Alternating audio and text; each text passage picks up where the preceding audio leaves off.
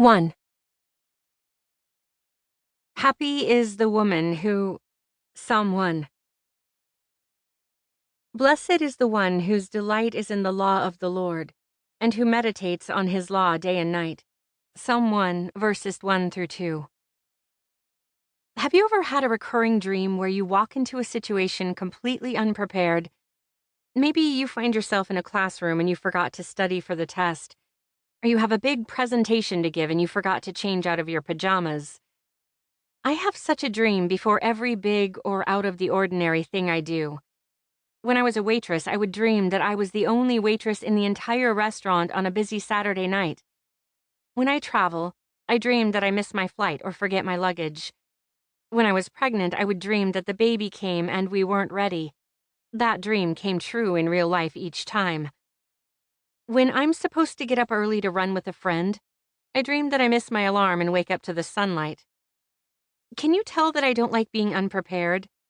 I want to tell you a story about two women and their preparedness. The first woman is a new mom, and like many new moms, she is overwhelmed. Her transition to having small children is proving harder than she expected. She has less time than ever before. She is more tired than she had thought possible. She is overwhelmed. And she doesn't read her Bible anymore. It's not that she has stopped following Christ. It's that life has seemed too hard and too complicated since having a baby.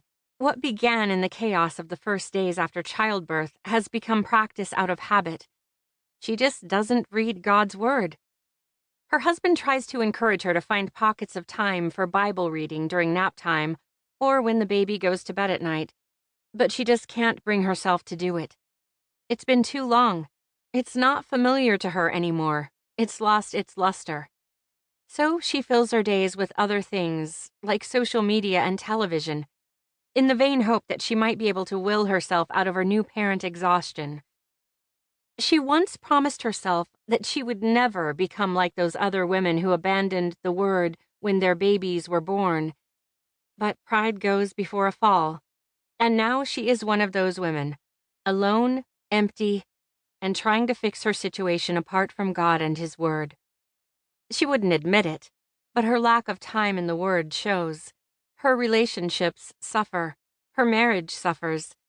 Even her mothering suffers. Her feelings are all over the place, and everyone, including her, bears the brunt of them.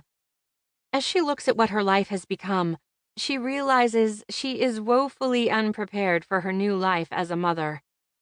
Let me tell you about another woman not too far away from this new mom. She has been in this same place before, exhausted, overwhelmed, and unable to find a new routine. But she has emerged with a new purpose. She has seen the bitter fruit that comes from not meditating on God and has vowed to avoid that situation again at all costs. God has been faithful, even in the midst of great difficulty. God has made His Word her delight, in the scary moments before her son's birth and in the exhausting newborn days. Meditating on the Word doesn't change the difficulty of her days, but it does give her perspective. It keeps her grounded in her relationships. It gives her strength for her role as a mother. It gives her hope. Her circumstances are not dissimilar to those of the first woman, but what she is doing with God's Word in those circumstances has made all the difference.